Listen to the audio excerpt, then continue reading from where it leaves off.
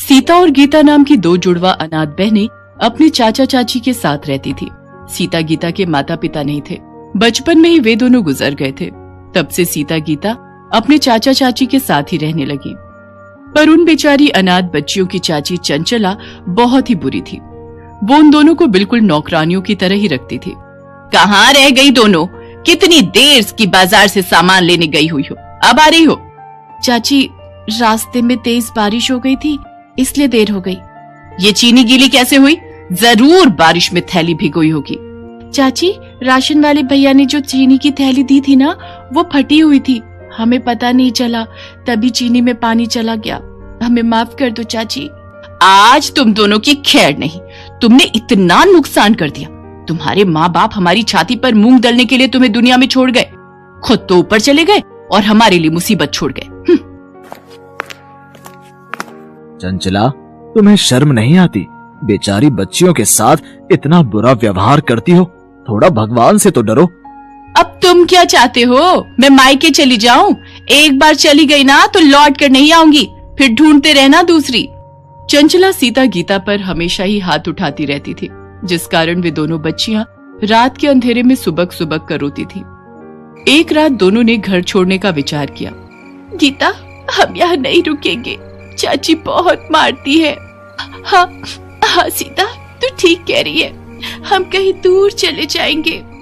सीता और गीता रात के अंधेरे में घर से निकल गई और चलते चलते एक पेड़ के पास रुक गई और उसी पेड़ के चबूतरे पर सो गई। अगली सुबह उनकी आंख खुली तो उन्होंने देखा सड़क पर लोग गुजर रहे हैं। बहुत से ठेले वाले वहाँ पर खड़े हैं। सीता, बहुत भूख लगी है, चल हम कुछ खाते हैं। पर गीता, हमारे पास पैसे नहीं है, बिना पैसों के हमें कोई भी खाने को कुछ नहीं देगा। एक बार पूछते हैं ना, शायद कोई दे दे। ठीक है, चला। भैया, आपके ठेले से कुछ खाने को दे दो, बहुत भूख लगी है। तुम दोनों के पास पैसे हैं? अरे देखो देखो, दोनों बहनें एक शक्ल की हैं, लगता है जुड़वा है। हाँ बिल्कुल, और लगता है दोनों अनाथ हैं। भैया, पैसे तो हमारे पास नहीं है। तो मुफ्त में तुम्हें क्या मिलेगा? पैसे लाओ तभी कुछ खाने को मिलेगा। ठेले वाला अभी दोनों को डांट ही रहा था कि तभी एक व्यक्ति वहाँ आता है। भीमा, इन बच्चियों को एक एक पराठा बना कर दे, मैं पैसे दे दूंगा। शुक्रिया अंकल। तुम दोनों कौन हो बेटा? अंकल, मेरा नाम सीता है और ये मेरी छोटी बहन गीता। हमारी चाची हमें बहुत मारती थी, इसलिए हमने घर छोड़ दिया। तुम्हारे माता पिता कहाँ हैं बच्चों? हमारे माँ बापू नहीं है अंकल, हम बचपन से ही अपने चाचा चाची के साथ रहते हैं। अच्छा, तो ये बात है। अच्छा भीमा, तेरे पास अभी नूडल्स के कितने पैकेट बचे हैं? 20 पैकेट और दे जाओ। बच्चों आओ, तुम मेरे साथ ऑटो रिक्शा में बैठ जाओ, ऐसे अकेले घूमना तुम्हारे लिए ठीक नहीं है बेटा। सीता और गीता उस व्यक्ति के साथ ऑटो में बैठ जाती है। उस व्यक्ति का नाम राजेश था।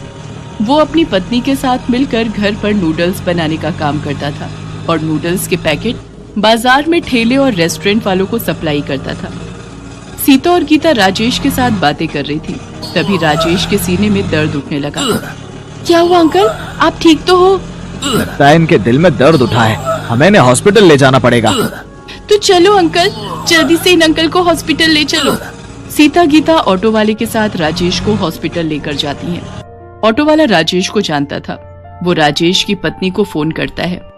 वो भी तुरंत हॉस्पिटल पहुंचती है। कुछ घंटों के बाद राजेश को होश आता है। राजेश को डॉक्टर हार्ट में दिक्कत बताते हैं। राजेश सीता और गीता को पत्नी से मिलवाता है। अब कैसा लग रहा है जी? मैं ठीक हूँ संध्या, चिंता मत करो, ये सब तो जीवन में चलता ही रहता है। बाकी इन बच्चियों से मिलो, ये सीता गीता है। इधर आओ बेटा। ये दोनों बच्चियां तो देखने में बिल्कुल एक सी शक्ल की हैं। तुम दोनों जुड़वा हो? जी आंटी, मेरा नाम सीता है और ये गीता। अगले दिन डॉक्टर राजेश को छुट्टी दे देते हैं, पर पूरा आराम करने के लिए कहते हैं। राजेश को अपने काम की चिंता थी। वो परेशान था कि काम कैसे होगा। संध्या, माल बनाना, ले जाना, सब दुकानों पर डिलीवरी करना, ये सारे काम कैसे होंगे? सुनो, आपकी तबीयत पहले जरूरी है। पहले ठीक हो जाओ, तब तक हम जैसे तैसे गुजारा कर ही लेंगे। अंकल, आप चिंता मत करो, हम आंटी के साथ हैं, हम आपके काम को रुकने नहीं देंगे। सीता बिल्कुल ठीक कह रही है। अंकल आप आराम करो, हम आंटी के साथ आपके नूडल्स के ऑर्डर को पूरा करेंगे। और फिर ऐसा ही हुआ। संध्या नूडल्स बनाती और संध्या सीता और गीता के साथ दुकानों और ठेलों पर नूडल्स के ऑर्डर डिलीवर करने के लिए जाने लगी। एक दिन सीता संध्या से बोली, आंटी जब हम नूडल्स के पैकेट तैयार कर सकते हैं तो क्यों ना हम अपना ही नूडल्स का एक स्टॉल खोलें। इससे कमाई ज्यादा होगी और हमारे खुद के बनाए हुए तरह तरह के नूडल्स बेचकर अच्छी कमाई कर सकते हैं हम। ये आइडिया तो हमारे दिमाग में कभी आया ही नहीं। कह तो तुम ठीक रही हो राजेश, मैं सोच रही हूँ सीता और गीता ठीक कह रही हैं। हम खुद के नूडल्स का स्टॉल खोलते हैं ना, शायद हमारी कमाई अच्छी हो जाए। ठीक है संध्या, पर बहुत मेहनत लगेगी। तुम्हें सुबह उठकर सारी तैयारी करनी पड़ेगी। स्टॉल पर सारा दिन खड़े होकर नूडल्स बेचने होंगे। क्या तुम ये कर पाओगी? मुझे बस आपका साथ चाहिए, और फिर मेरे साथ सीता और गीता जैसी इतनी प्यारी प्यारी बच्चियां भी तो हैं। और फिर संध्या ने सीता और गीता के साथ मिलकर अपने ही बनाए नूडल्स को तैयार करके बेचने के लिए एक स्टॉल किराए पर ले लिया। सीता और गीता जुड़वा बहनें थीं। लोग जब उन दोनों को स्टॉल पर संध्या के साथ नूडल्स बनाते देखते तो आश्चर्यचकित होते और वो स्पेशली उनके स्टॉल पर नूडल्स खाने जरूर आते।